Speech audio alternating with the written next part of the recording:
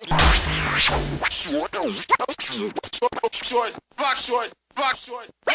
the beat with your hand.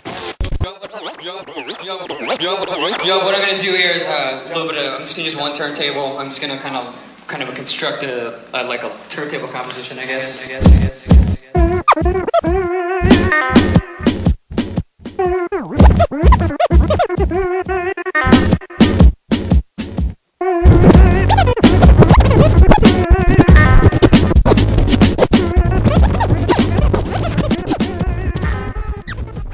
Hello everybody, this is Tiffology of CrayonBeats.com. Tonight I'm talking with turntablist Shortrock from Boston, Massachusetts. We'll be discussing the re-release of his 2007 album Propaganda, Existence, and Music EP Turntable Compositions Volume 1. This is the 5th anniversary of that project, and you can pick it up from grimeyrepublic.org. That's Republic with a K. Alright, so let's get us started. Of course, I'm going to start off with like your everyday interview questions, like when were you exposed to hip-hop? I was first exposed to hip-hop, I'd say, like 4 years old. Yeah. I remember actually more like 3. I remember everything from like 3 on. I have one of those memories, so, so like basically, it was like, you know, MTV was new. And, you know, I'd watch it with my mother every morning after He-Man and, and, you know, Grandmaster Flash, you know, Furious 5, like, The Message and stuff like that. Right. And then, you know, and at the same time, Madonna. So it was just kind of like, you know, that was the first. And it was pretty much that and being really young in the projects, like the older brothers and my friends were like b-boying and always had the ghetto blasters out, so we kind of just like, you know, all us real shorties were just like kind of watching in amazement, you know. So that would be definitely the first, you know, first memories, definitely. Your cat's making an appearance right now. Yeah, Javante is making an appearance, my almost 13-year-old Siamese cat right now. I've already scratched your voice on a track. Come on, shut up, man. Oh, did you?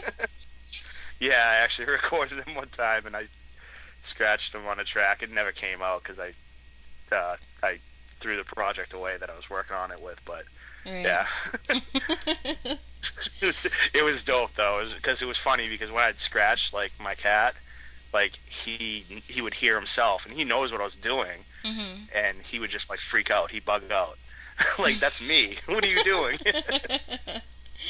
That's pretty cool, though. Yeah, that's pretty dope. Alright, so what inspired you to gravitate towards turntablism? Really, it was probably, what really got me going was probably, like, in 88, 89, my cousin, he's quite a bit older than me. Probably like he's like 9 years older than me. And he was listening to, he put me on to Third Bass and Big Daddy Kane and DJ Mr. C, and that was, and when Yo MTV Raps came out, you know, those were the videos I was watching. Right. And it was just like, especially DJ Daddy Rich from Third Bass, because he was just like, he was like a part, he was a part of the group, so much a part of the group that even in the videos they showed him on the tables doing his thing, and that was something that you never really, I never saw before, you know. So I'm not of the age group where I can say, like, Grand Mix at DST or whatever, at the Grammys at Herbie Hancock. That's not really my generation. Right. So, but it was definitely like between Big Daddy Kane and his DJ Mr. C and third bass, and their DJ Daddy Rich. It was just like, that was it. I was like amazed. I could just listen to scratching all day, and that was the high point of the South tracks for me. So that's really what made me get into it from the get-go. I mean, even when I was younger than that, I'd always have, my mother would be playing a record. I'd go up to when I'd scratch it, Right. because that's what I wanted to do. I'd ruin her needles and shit. It's like that typical old story you hear from any of the legends. That's really how it was. Mhm. I mean, especially in the mid '80s, that's really how it was. It was like just imitating what you saw, because it was something that was like so amazing to Right. it was just so amazing to me. I didn't know what to. It was just like, damn, this is the shit. Like, I want to do this. So, with it being 2012, who inspires you today? Just put the Spock. That was like the initial Spock. Yeah. Yeah. Oh my god. Sorry about that. That was my phone. All right. So, what kind of equipment did you start on in the beginning?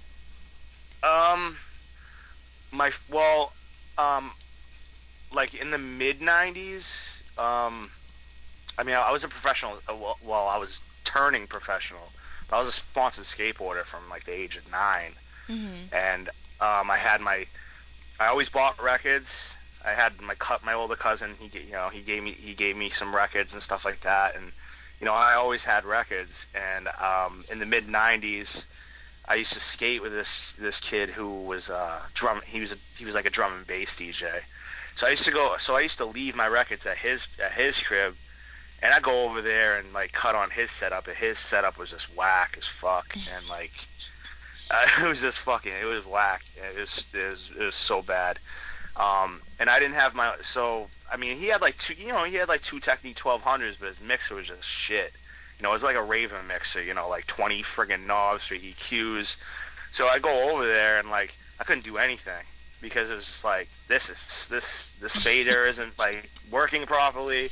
I just go over there and just like try to work with what he had for a mixer. I don't even remember. Right. It was so ghetto. But my first setup really was in '99. I snapped my arm skateboarding, lost my sponsors, and I got metal plates, and like I had a compound fracture, so the bone came out. So I got metal plates in my arm, and I had to learn how to scratch in the opposite hand. Oh wow. And all I did was because I lost all my sponsors and shit, I just kind of I basically quit skating because I couldn't get my arm out of the L position for like a year and a half. Right.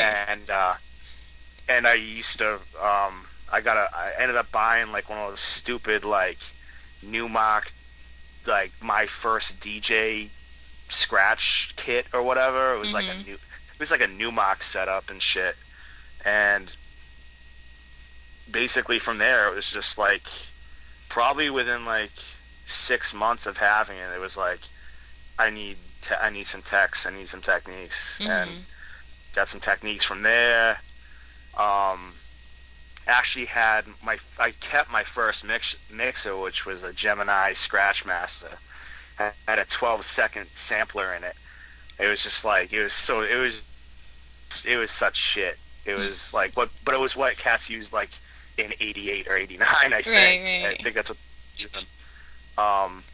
And then just then I ended up getting a Vestex 06, a little skinny 06, and from there it was okay, now I got a good setup.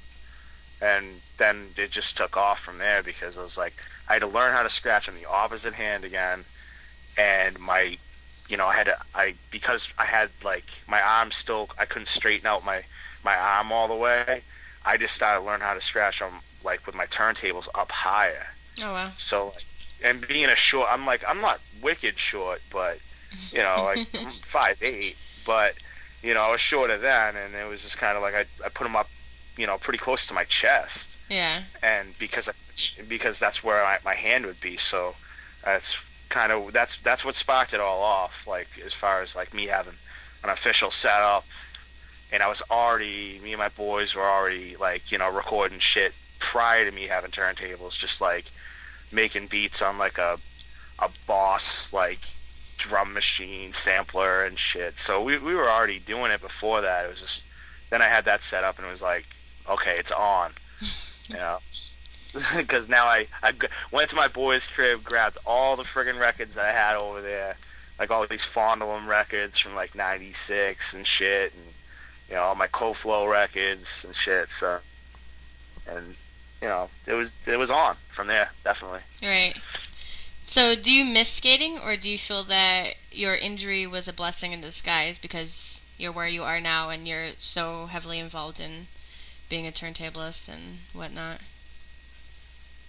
It's funny. It's actually funny you would ask that, because I do tell people that I do miss skating. Mm-hmm. And when I did live in Vermont this past summer, my homeboy Agent 8 got me back into skating, and he came out of his pocket and like bought me skate shoes and shit, and like he already had blank decks and brand new shit, like he stockpiles it. And Mm-hmm. there was a little skate park, and I got back into skating, and I do miss skating a lot, but at the same time, when I was like in '99, it started to become so commercialized, and all of a sudden it was cool.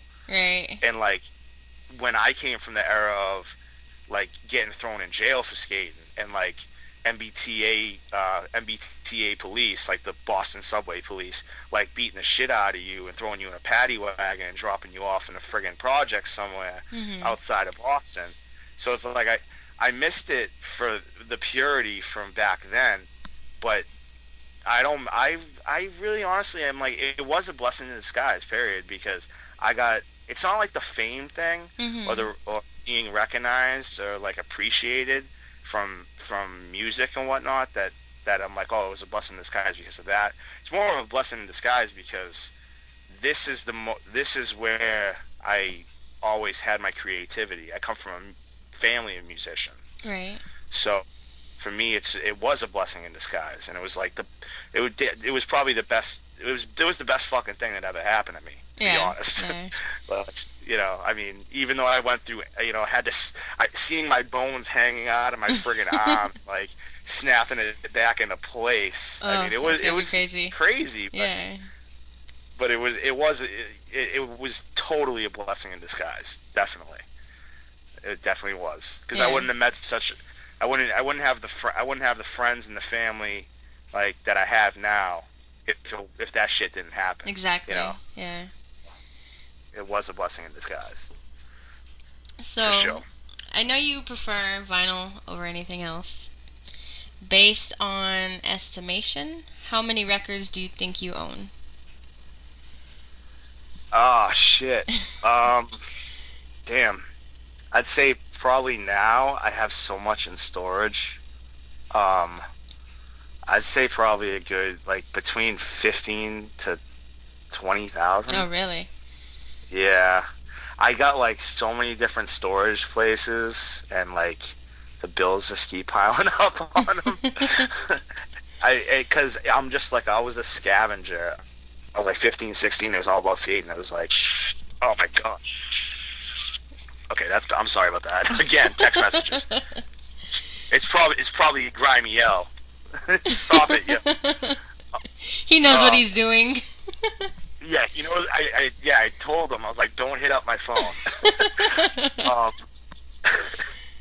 Anyway, I mean, I would estimate that probably, like, I mean, it's up there, because I can't fit 1/10 of the records in my place. Mm-hmm. So I just have my, you know, I mean, I have records. It's to the point where it's like, you know, when you have that many records, you don't even know what you have. Right. I mean, I really don't even know what I have. It's like I just know that what I have at home is what is important to me, and Right. that's it. I mean, I know a couple. I think 2 of the storage facilities I had with records got seized, and I think they did that whole, like, you know, like that reality show, Storage Sold Them Off or Wars. something. Storage Wars. Storage. Yeah, Storage Wars. Someone got all your records. Yeah, someone got a shitload of records. Yeah. Hopefully it was not good in there. 'Cause I know at least one of them that happened to. I don't know about. I mean, it's just ridiculous. Yeah. That's why it's like I can only estimate, and it's probably lower now because of that Storage War bullshit. Right. Oh well. Win some, lose some. Right, exactly. So, why did you choose the name Shortrock? What's the explanation behind that? It's kind of, that's funny because there was a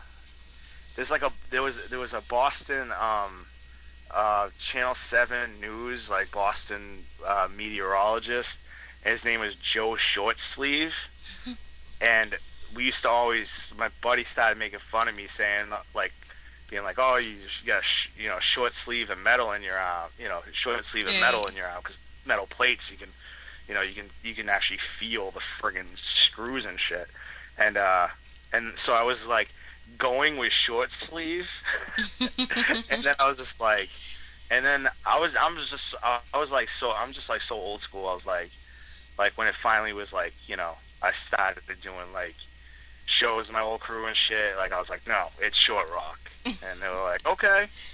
I was like, I'm not going by short sleeve. Short sleeve. Yeah, I was like after a fucking Boston meteorologist for Channel 7 News. Right, no, right. No. Yeah, so that's the story on that one.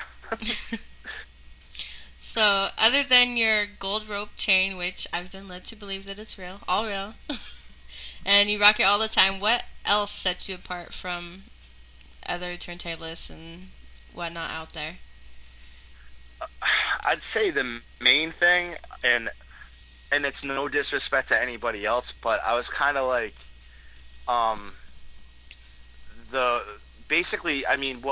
what set me apart big time was like learning how to scratch all over again. Mm-hmm. So, the way my hand style is on, the way my hand style is on the actual vinyl is very awkward. A lot of people have said that. Yeah. Like, man, scratch like really awkward. And it's like, I don't know, they just like look at it really, like your hand's really far into the record, like really close to the, really close to the inside. It's like inside of the record. And it's that, and I am not really one of those guys that likes to, crates and crates of all these, break records that with fresh and right. Like right. I don't fuck with them. I mean, I don't. I mean, I've, I'll scratch, I'll find some shit on like for instance, like I'm actually looking at the record right now because it's sticking out of my shelves. Like the last Genesis record where Peter Gabriel was the lead singer. I remember scratching like this really crazy melodic shit that was just one little section of this song. It was kind of like a little breakdown, I guess you could say. So it's like I'm not into like, scratching scratch records. Mm-hmm. So that's a big thing. Yeah. I mean, I'll do it when it's like, if I do a song with like Tayomo Denku, on Uncommon, like right. If he has a track where it's on some real b-boy, true school hip hop shit, then I can go, I can always go to like some of those old scratch, like break records and shit. But besides that, it's like majority of the time, I'm not doing it, at all. I'm not using them. I'm using a lot of just instruments and just, very melodic grooves and stuff like that. So that's what's kind of set me apart from everybody, especially in Boston or even just New England in general, because it comes from a real big like crew background, like with Deck Demons and a lot of really dope like battle DJs and shit. So I was kind of always the outcast, and which made me actually go to Portland, Maine, and kind of like put my imprint up there. Right. Because it was hard to do shows because we were always considered the weirdos, you know. Oh, you experimental hip-hop cats, you know. They didn't want that shit in Boston, at least back then. We don't serve your kind here. Yeah, we don't serve your kind here. It's basically like that, really. I mean, it was. Right. I mean, you know, it definitely isn't now, but it was back. It was in, you know, 2000, 2001, 2002. Mm-hmm. You know, it was definitely like that. So upon mentioning Denku and Uncommon Records, you've been a part of that camp for many years now, and you've actually been dubbed as the official Uncommon DJ. How did you meet NASA and link up with Uncommon? I was on tour with, it was 2004, I was doing the Destroying All Lines tour, which was Galapagos 4, with Off-White, Robust, Mediocre, and then me and K the I. We were the team back then, so we jumped on that tour, and we did a show in New York, and I saw NASA and Cirrus on stage, and I used to work at this chain record store in New England called Newbury Comics, which catered to like the indie shit. Mm-hmm. And the Presence, which was NASA and Cirrus, they were on Def Jux, and NASA did all the mixing and mastering right. and engineer work for them. So we did a show in New York, and they were opening, I think, or they were opening or headlining, one of the two. I think they were headlining, and I was like, you know, a huge fan, and me and K I already had done a song over a beat that NASA sent him, Mm-hmm. and they got off stage, and I was like, I remember when you and Masai Bay, your record and Masai Bay record came out the same day, like, and I was working overnight, so I just put them aside so I could buy them I could buy them when I got my next paycheck, and Right. I said something to NASA like, "Where's DJ Paul?" And he was like, "Oh, whatever." He goes, "Hey, you want to do some cuts for us?" And I was like, "Fuck yeah." You know, because I was like, you know, I was a big fan, you know, Right. and literally, like, right after that tour, it was like, I ended up going to Staten Island, and me and Dig Dug were actually the first artists to be signed to Uncommon. Oh. That's pretty much, like, I think Dig Dug, like, right before me, but that's how that ended up happening. It was just like, right off the bat, you know, like, we were just on the same tip, you know, and, Right. Yeah, that was like 2004, and then I didn't do anything officially with Uncommon until 2005. So, yeah, it's been since, Jesus, it's been that long. Yeah. Great. Now I'm like, damn, I'm old. So, yeah. Alright, we're going to talk about your re-release, which is a mouthful: Propaganda, Existence, and Music EP Turntable Compositions Volume 1. And your titles are always so long. I know, it's like serious breath control right there. But, good thing I'm not an MC. Exactly.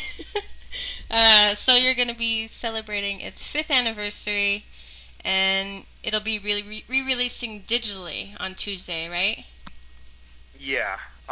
Basically, that was Paramount Recordings, which is owned by Jess the Universal and Quest the Unborn Child, Mm-hmm. who were crew from way back in the day, from Texas and Florida, and they used to come up and we'd record and everything, and they started that label, and I was the first release. It was, when they started the label, it was initially, the label has changed. Initially, like, it was, you know, like K the I, myself, Oxen's still on Paramount. He was on Def Jux and, well, on Common as well. Afterwards. When I did the South by Southwest Music Festival in 2007 with K.I for the Must Showcase, when his record came out, is when we met up with Jesse Universal, and we had the Paramount shirts, and then my re-release, then the first real release was actually my, 7-inch vinyl of Propaganda, Existence of Music, Turntable Compositions Volume 1. And that's being digitally re-released because it was never pushed. It was a limited edition of 300 vinyl copies, and most of those got sold overseas or Canada and the Northeast. Right. And it was just kind of one of those things where I wanted to do a 5-year release just because it went digital, but nobody really knew. And there was no, this was kind of the age of not really, when the switch over of MySpace music, rest in peace, I miss that shit, to Face Space or whatever the fuck they want to call it. I don't know, I hate it. So it was never really pushed. So we figured, I wanted to put it out as a re-release, and put it out for free. And initially it was going to be with Chesky and with Fake 4, but they had so many releases for 2012. Yeah. It was just like, and me and Chesky, that's like one of my closest friends, and he was just like, dude, I got so many releases, and I'm like, no, that's cool. And then I was gonna go to Reservoir Sound, and then just some things happened, and we're just like, all right, well, let's just re-release it. And I ended up linking up with Grimy L from GrimeyRepublic.org, and so it's just gonna be a re-release with a couple bonus tracks, and just to kind of get and it's free, and it's kind of just to get the more, it means more to me now than it did then when I actually recorded it. And as far as turntablism is concerned, I mean, for a record label to actually start off and have their first release as a 7-inch friggin' of a turntablist, right, turntable competitions is unheard of. Right. So I was always happy that I had the opportunity to do that, because I don't know any label that would do that. So that'll be Tuesday, and I'm really proud. I've always been really proud of it, and lately it's just kind of been like, damn, man, more people should have this. Yeah, exactly. Because the people I know who have it, like, I've gotten so much good feedback off of that from, like, the West Coast cats, like turntablists that I looked up to back in the day, have given me great feedback off of it, and being like, I didn't even know anybody did anything like that in the East Coast. A lot of people actually thought that it was a crew, that it was. I got a lot of they thought like it was kind of like Ned Harding's, like Ricky Rucker and all those cats. They thought it was like 4 people. It's like, nah, it's just me. That's pretty dope, though. Yeah, I mean, that was kind of the thing too. I was like, man, I guess I did do something different, and exactly. that's what I've been riding off of, is kind of like, man, this is different. I still to this day have not heard anybody do anything close to it. So it's unique. It sticks out, and that's what I'm proud of. So I just think that if cats like turntablists in general, then hear like a turntablist by themselves, like with subject matter and shit, So yeah, it's pretty dope, and I can't believe it's been 5 years, because that's making me feel old again. I know, it's crazy. It's crazy that 2007 was 5 years ago, or even 2000 was 12 years ago. I mean, oh God, don't say that. Mythology, you're killing me. Oh man. Alright, so there are 4 tracks, and that doesn't include the bonus tracks, right? Yeah, the initial vinyl was actually, like, side A was 2 tracks, side B was 2 tracks. Right. And they were all recorded in single takes, you said, with no looping and just straight scratching? Yeah, it's all one takes. It's like, if you hear, the drums that I scratch or violins or whatnot, that's all one, like, hit record and do it. And if I didn't like it, I'd do it again. So there's no looping, none of that. So it's live turntablism.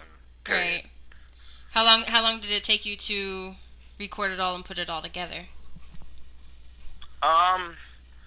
Well, with the first track, was 8:10:06 Red Alert, and I did that in probably maybe 3 hours, 2.5 hours, 3 hours. Because it was kind of just like, and that was like the second turntable composition I had ever done. And it was just off the fly. I saw something on the news and I was pissed off about it. And my boy was with me. He's like, yo, you should do like a turntable composition about this. Right. And that's what I ended up doing. So that was, but like everything all together, I'd say I did all 4 tracks probably within 3 months, because I had a lot of recording in the middle of that, with K to I and with Uncommon. So it was probably like 3 months. Yeah. Because I was doing like one here and one there. I mean, it was just kind of like, I didn't think anything of it. I wasn't doing it because it was a project, like, right. Oh, we want to put this up. It was me actually saying to Paramanu, well, I have these 4 tracks that I've done, and here you go. And right. And then they were the ones who were like, we're going to put this out first. And I was like, damn, okay. So it was one of those things. I was like shocked because of that. Right. Nobody sitting there scratching on turntables gets that opportunity. Alright, so before we dig into the concepts of each track, let's start off with 8/10/06 Red Alert. What's the significance behind that date? August 6th, 8/10/06, August 10th, 2006. That was basically, I was with my homeboy, and we'd always watch Fox News. We'd always have it on. I don't know, because this was like, Bush got reelected. Like, we were just kind of like, we always just had Fox News on because we wanted to know, what lies they were putting out. Right. So, not that it's just Fox News. It's all of them. We all know that.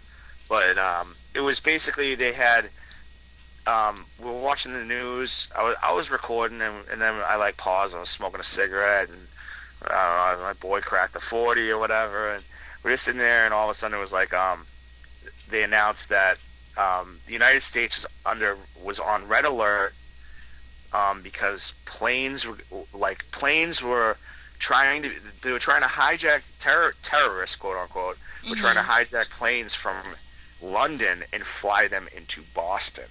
Oh, wow. That's what the report was on Fox News. And we're flipping through the channels, so like, what the fuck? And we're flipping through, and I'm like, it's not on. We're watching CNN, we're watching MSNBC, whatever, and it wasn't on any other channel. And it was only on Fox News for like 2 hours, and then just disappeared. Oh, wow. So we kind of like, my boy was just like, yo, you should do a fucking track about this shit. I was like, fuck it, I'm going to. So, I have a lot of records that are they're not anti-American by any means, but like anti-government records from like the 50s and shit. So I just started digging, and I was like, that song came about probably quicker as far as like finding the dialogue that was perfect for it and everything. That song came quicker than anything. Right. And that was pretty big, because I was, it was kind of, I even for the next 2 weeks, I would go online to try to see if, we were under red alert, when did it happen or whatever, and it was nowhere to be found. Really? Yeah, it was nowhere to be found, and most people, and like, even when I would tell people, they wouldn't even believe me. That's crazy. Yeah, so I was like, well, that track is proof. Right, exactly. It's proof. So that was how that track came about. So that was my really pissed off, fuck these assholes trying to scare all of us. Right, it's people of, and stuff. You know, yeah. So that's where the propaganda part of the title "Propaganda: Existence in Music" comes into it. That's the propaganda aspect. All right. So that's how it started. So I'm assuming the existence lies in I know, but I'm not trying hard enough, because when I listen to it, it comes off a little more introspective and personal to you, based on the De Niro vocals and the emotion that I hear in the brass. Or maybe it's like a general statement on humanity now, like when we talked about Idiocracy a few days ago. But yeah. Maybe I'm wrong, I don't know, but that's how I interpreted it. So can you tell me the symbolism behind that one? I'm glad. No, I'm glad. I'm glad you actually said that, because that's pretty much. I mean, as much as that track is basically, it's very personal, but it is about everybody in general. So that would be the existence part. And what it is really is that the personal aspect of it is that I suffered from severe panic disorder for like 6 years straight, right. And most my family and my friends really couldn't handle me, because I was always thinking like I was going to have a heart attack, because I always felt like that, or I was going to, it was just, I was a mess. And basically, the dialogue on that track really speaks for itself when it's, like I scratched those taxi driver lines. Yeah.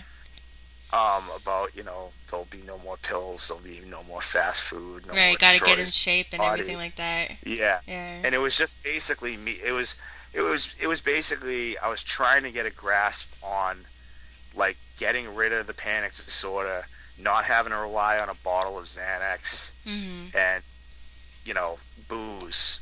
Really, it was like Xanax and booze, and like that was it. And it was just kind of. As much as it was, like I said, as much as it was personal for me, it was about everybody in general, because I had seen people go through this shit, but when I was a teenager. Right. So it was kind of that song is actually the one that took me the longest to do, because that was when I did that track is when I was like, there was like a 3-week period. I remember vividly when I recorded that.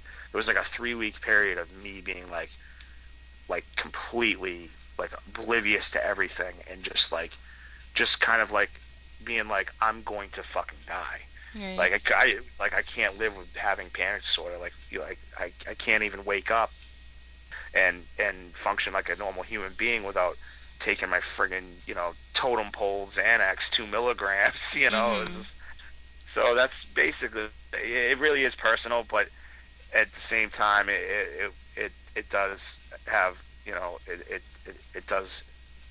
it does speak about like just humanity in general, and just the bullshit that a person will deal with in their life, or even a short, what you think is like a eternity or a long time span is just a blink of an eye. Right. That was my outlook when I was doing that, and I didn't even do it purposely. Like I didn't like set out to do the track like that. It was just even what I was scratching, and like what I chose to scratch. It was all the emotions I was feeling at the time. So yeah, and just how I felt at the time. Was it therapeutic for you to unleash all those emotions into a track like that and let it all be out there and the vulnerability of it. I mean, no, it was therapeutic. It was definitely therapeutic. Yeah. But it took me listening to it after it was done and being like, I didn't even really realize what the hell I did. Mm-hmm. And then when I went back and listened to it, like I was like, Jesus, I did this? Like, what? Like, okay. Like, because I was that far in, like, the whole of that was, like, the worst part of my panic disorder in my 6-year period, where I didn't even realize I'd done it. Mm-hmm. And then when I listened to it, I was like, wow. And it kind of, I was like, if I can do that and not even really realize I was doing it, and I just like basically spill my guts out on a turntable composition, like what the hell? Like, okay. I woke myself up by doing something that I didn't even realize I was doing. Right. It's pretty crazy. I'm still bugged out by it. That's why we had to do a video for it. Yeah, It yeah. still freaks me out at it. And you filmed the video in Tucson, right? Oh yes, yeah. That was filmed in Tucson, and it couldn't have chose like I couldn't have picked a better place to film a video for that. Yeah. Because it's kind of it's in like a desolate area in the desert, and the wind blowing. You're alone and sitting on the sand and stuff, and lost and confused, and I think it's perfect. like really how it. I mean, we actually, when we filmed the video too for that, it was like I kind of was like, man, we're gonna do a video for a song that's 5 years old, but at the same time, I was like, well, this is actually perfect. Yeah. It actually took me a while to choose that, because it took me a while to choose that one, because I was kind of like, I was kind of hesitant. Mm-hmm. I've never done a video before, Mm-hmm. So, but it was perfect though, because I mean, as much as I felt at peace out there, I loved it out there. It was fucking awesome. Mm-hmm. I had a great time out there, but it was like the desert was just like definitely is the perfect backdrop for what that track is about. Right. Yeah. There will be no more pills. There will be no more bad food. No more destroyers of my body. From now on, it will be total organization.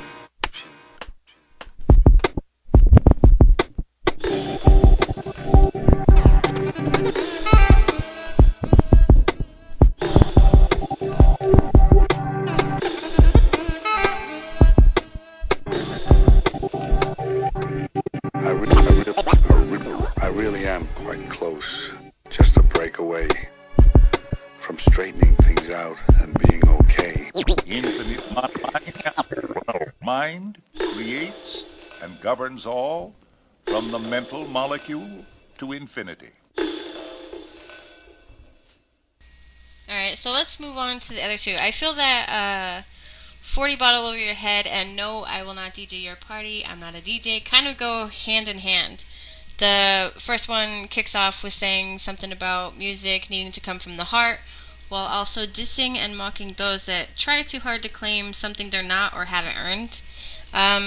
Care to elaborate on your beef with mixed DJs? Well, 40 bottle over your head. I did that track on some really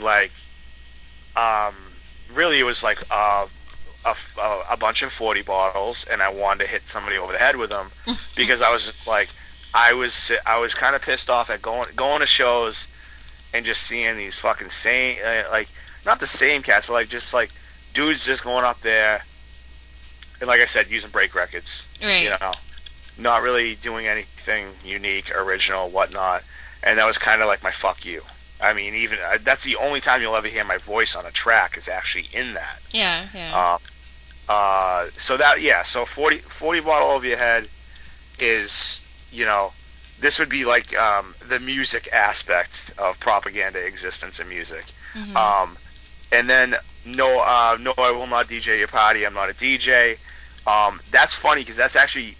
I remember so off of that record, Soul was like, that's my favorite track off that record because it starts off with Eddie Def saying like I ain't no fucking mixed DJ. I don't be rocking a party scratch or whatever. I can't even remember. It's been so long since I listened to that track. But no, that was basically a track that was like. In the beginning, I scratched fresh and but I'm basically going, yo, this is fucking played out. Right. And then, once you end up hearing the way I break it down, that's me going, this is fucking played out. This is how, this is what you can do, you know. So it was kind of like my little.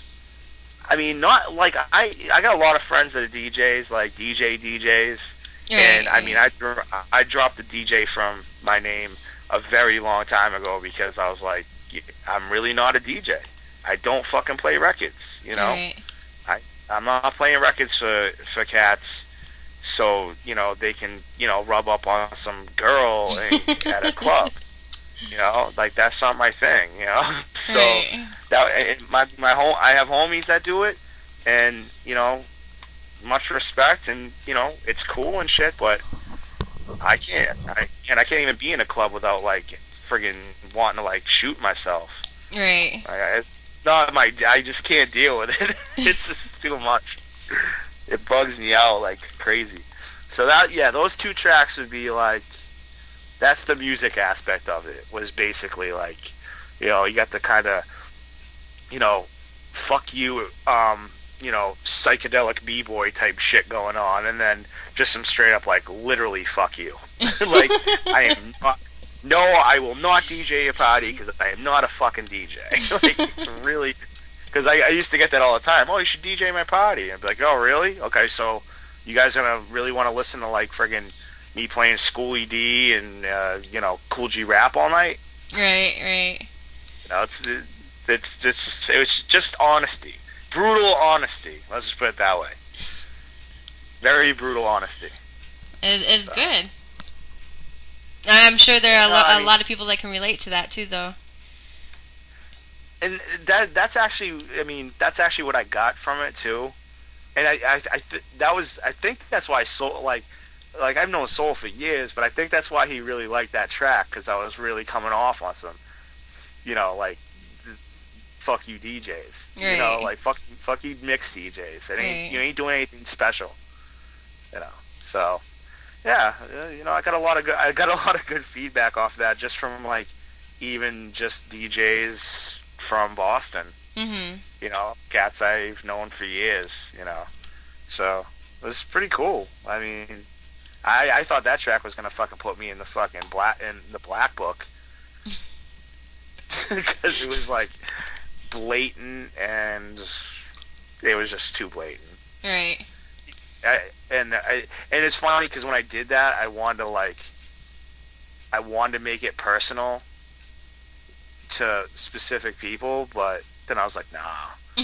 Beef, like dissing motherfuckers is for like MCs. I'm not gonna do that. Right. You know, so you know, it is what it is. The music has to come from within you. Any fool with turntables ain't necessarily a turntablist. See these Coca-Cola commercials and it's really making me piss.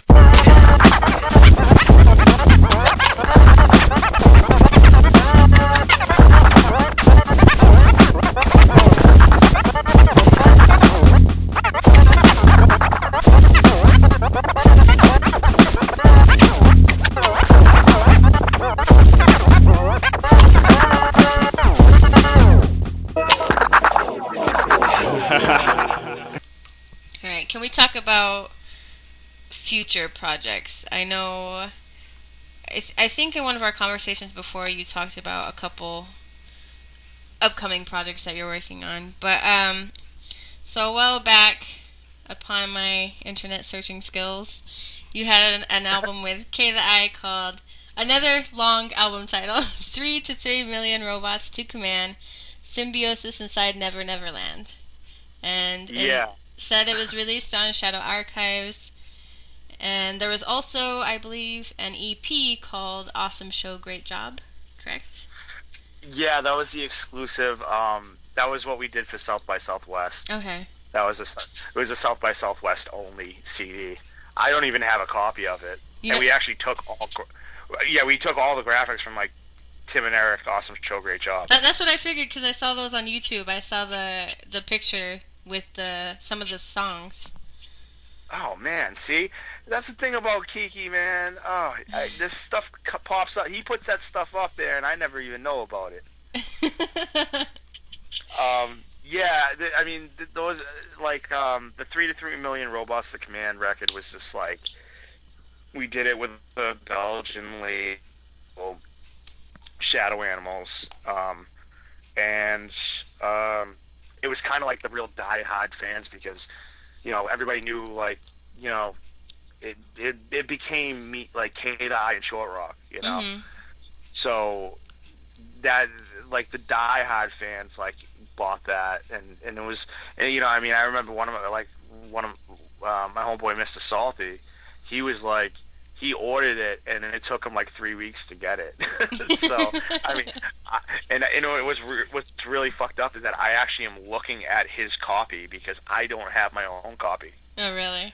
So, yeah, I'm still waiting for K-The-I to send me a box of them. He's supposed to get them. So, I mean, and that record's been out forever. And I remember when that was done, me and him were like, "Yo, this is fucking awesome." We were both like, "This is the best shit we've done." I really wish that record like was more out there than it ended up being, but I don't know. I mean, if you go to YouTube and you type Shortrock, all that comes up, like that from that record and the Awesome Show, Great Job, and so. Damn, I don't see. I didn't even know this. Yeah. You're teaching me things. You're dropping science on me. That's because I'm in the I'm in the generation that not the new generation that's their whole life is technology and computers, but I was, you know, in that where I was on the computers, so that's where I look is YouTube and all the search places just to get facts. Yeah, no, study up, right? Yeah, exactly. I don't want to go in this blindly. Well, no, I mean, no, that's true. I mean, yeah, it's just kind of, I mean, we're the same generation anyway, so it's like, right. I'm the one who has to, like, I will literally call NASA. I remember when, like, Twitter, like, when I first got on Twitter, I hit up NASA, like, I called them up, I was like, "Yo, NASA, how do I attach, like, a picture or something?" like, and I was like, what, how do you, like, when you retweet, what is that? Like, the dumbest, like, to him, like, the dumbest questions. So, like, I've always had, like, all, you know, everybody in my camp, and, like, whether it's Paramount Recordings or it's Uncommon Records or whoever, it's like, they're like, "Really? You don't know how to do this yet?" I'm like, you know me, like, damn, I record on Acid 6.0. Like, I've never owned a laptop in my life. I don't have Serato. Right. The most high thing I have is the 12-inch Platter CDX Newmark CD turntable, just so I can, like, get that crazy dialogue that people are gonna go, "Where the fuck did you get that from?" Be like, "You'll never know." While I'm sitting here, like, you know, sampling off of VHS. Right. Onto a mini disc recorder. I've never owned an iPod. I own 3 mini disc recorders though.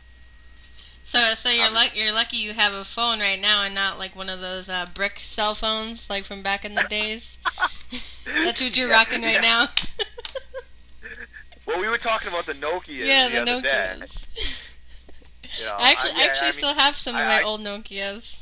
So. You know what's funny? I actually was looking through a box earlier today, and I don't know why I've held on to it, but I found my friggin' old Nokia. It's for like memory purpose. I think that's why I still have mine. That's why I held on to mine, I think, too. And I still have one of my pages. I got the dope ass, like, you know, like, just, it's like clear black. I don't even know how to describe it. Mm-hmm. Yeah, I don't know. It's just like, but I'm getting better with it. I'm starting to use the Facebook, even though I want to punch my phone when I do it. But, you know, you have to deal with it nowadays. You know, as unfortunate as it is, it's. I mean, I know what the good side and the bad side is. Mm-hmm. Yeah, it's as much as it's positive, it has just as much negative to it. Right, and if you don't keep up with it, you're gonna have some kind of downfall. Yeah. Like my career.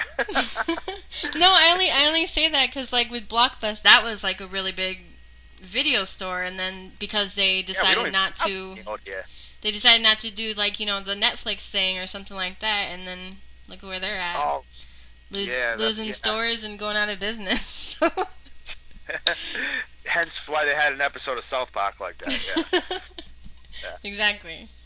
No, it's true. It's true. But, Very true. I think we strayed off from where I was going. I was gonna ask you that you and Kay. Future project? Yeah, you and Kay that I were gonna work on another album, right?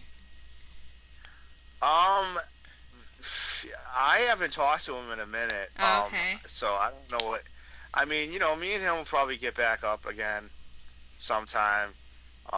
He was out in LA and stuff for a while. When he moved, it was like, you know, yeah, I was like heartbroken because my best friend was leaving. It was like, I was like, and you know, and he's like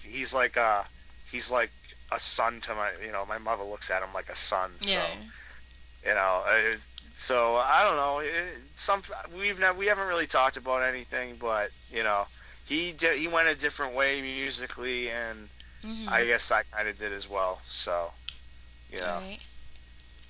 But as far as like future things that are concerned with Uncommon, with the next project I'm doing is Proven in Shortrock, Proven from Connecticut, and so we're gonna do an album together on Uncommon.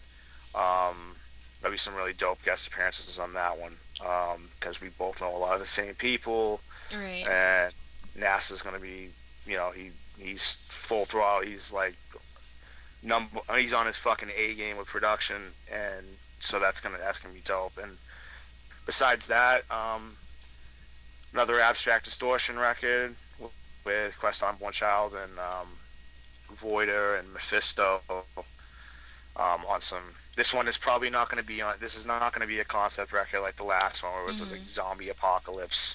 We did the Walking Dead album before the Walking Dead was on the on air. So, but besides that, I know I got some tracks I gotta get done with Exist Stereo for an upcoming release that he's doing. And besides that, it's time. I'm actually in the process of working on Turntable Compositions Volume 2. Are you? So, yeah. And will that be released in like 2013? Yeah, I'm definitely aiming for it because it's been way too long, and you know it's been 5 years. So right. I've done a lot of turntable compositions, like on, like I actually, you know, I mean, considering I don't DJ.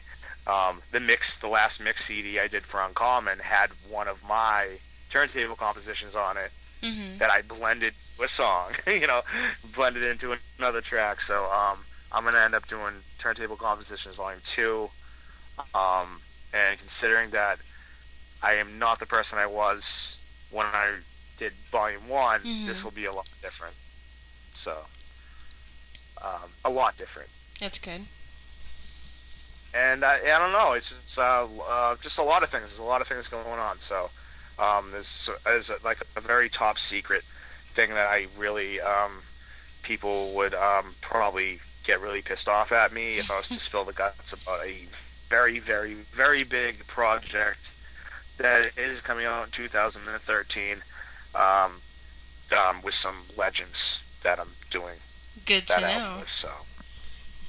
Yeah, but I can't spill the beans about that one. All right. all I can say is that Q Nikon, and Black Silver from Analog Brothers, are down with it. So I guess everybody can put the pieces together. I guess.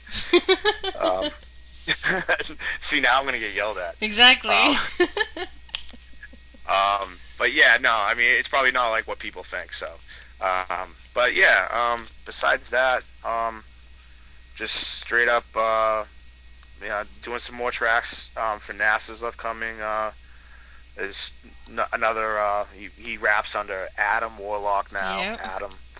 So I'm doing. I already finished some cuts. I'm gonna send them to him tomorrow for his new album, and just take it from there. I don't know. Sounds good. Yeah. So as far as events, I know you're going to be at Uncommon's 6th annual Yule Prague, correct? Yeah, that's Wednesday, December 5th at the Public Assembly in Brooklyn. I'll be me and Proven are gonna perform. Billy Woods is gonna be there. Cult Favorite, which is AM Breakups and Elucid from Reservoir Sound. Nice. So it's gonna be it's sixth time. I missed two of them in the past, but they've always been really dope. We've always, it's been crazy. The turnouts have been fucking awesome. And one year we had Vast there headline. Oh, that's right. Another time we had Beans headline one time. So this one's gonna be really it's real diverse. Jesse Abrams on the bill. I guess there's more to be announced too. It's not even just what's on the flyers. So yeah, it's gonna be dope. That's pretty cool. I'm pretty sure that will be recorded on YouTube like all the other ones too. Oh yeah, you ended up there's so much, Yeah. so much footage. Yeah, it's unbelievable. It's funny because I was like last week I was watching the Uncommon Records like YouTube channel, Right. and I was like, oh shit, I totally forgot about that. Like me and Masai Bay performing and shit. It was just like, wow, man, this is crazy. Because I forgot that somebody was filming the whole entire time. So. Right. There'll be a lot of footage, and it's been getting pretty hyped up, and it's a dope venue. Public Assembly's really dope. Unfortunately, like Southpaw closed, Yeah. which was the greatest venue. It sucks that place closed. It was awesome. But yeah, so that's December 5th. So anybody in Brooklyn, anybody in the zoo, I'm through. Yeah, we'll be putting up that flyer on CrayonBeats because we did that I think last year too. So hopefully some of our readers see that and head on out. But I think we're gonna wrap it up. Yeah, I'm Italian. I talk a lot, so it's bad. But yeah, so yeah, I just want to say thank you. Thank you very much for the awkward interview over the phone. I've never done this before. Wasn't too awkward though, because you're the homie. So yeah, it wasn't bad. Girl. See, my cat's getting mad, so he's like, "What the hell? Pay attention to me, not the phone." But I just want to give like a real quick a shout out to like Tucson was fucking phenomenal. So big up Grimy L and Freddie and Ant at STMR Clothing. Sex Doesn't Mean Romance. I'm repping them for the East Coast right now. So big things to come. Big shout out to NASA, my whole Uncommon Records fam, and last but not least, big shout out to Paramount Recordings, Jess Universal, Quest Unborn Child for actually giving me the ridiculous shot. I don't know what you guys are thinking pressing up a turntablist for your first release, but it did well. Let's put it that way. And yeah, so big shout out to Exist Stereo, Chesky, all the Fake Four Cats, and especially you, Typhology. Yeah, thank you. Big ups. You know how we do. Exactly. From the east to the west. Yeah, West Coast. Mad love, mad respect. I know you don't have an ocean where you live, but it's still the West Coast to me. Nothing but sand and dirt and pollution. That's what we got. That's fine. That's fine with me. I'll be out there in March. Alright, sounds good. Alright, well, thank you for doing this interview with us. And thank you. And you can peep that release Tuesday, GrimeyRepublic.org, and the video is up now for the one track, so yeah. Alrighty. Sounds good. Alright. Thank you. Thank you. Peace them out. I